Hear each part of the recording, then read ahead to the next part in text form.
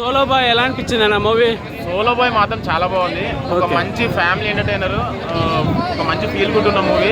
Compulsory థియేటర్కి వచ్చి watch చేయండి.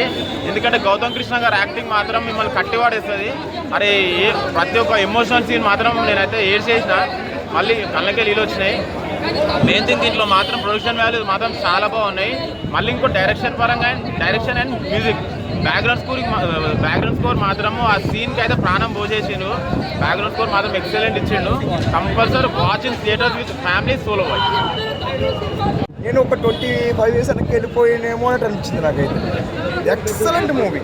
ఓ లవ్ అలానే సోలో అని సోలోగా రాకండి, లవర్తో రండి. ఖచ్చితంగా లవర్తో రావాలి. ఎందుకంటే లవర్తో వస్తే సినిమాలో మీకు ఇంకా ప్రేమ అనేది పెరుగుద్ది. అలాగే పెద్దోళ్ళు కూడా చూపించండి. అంటే ప్రేమలో ఎన్ని కష్ట నష్టాలు ఉంటాయి అనేది కూడా సినిమాలకు బాగా అంటే యూత్ ఎంటర్టైన్మెంట్.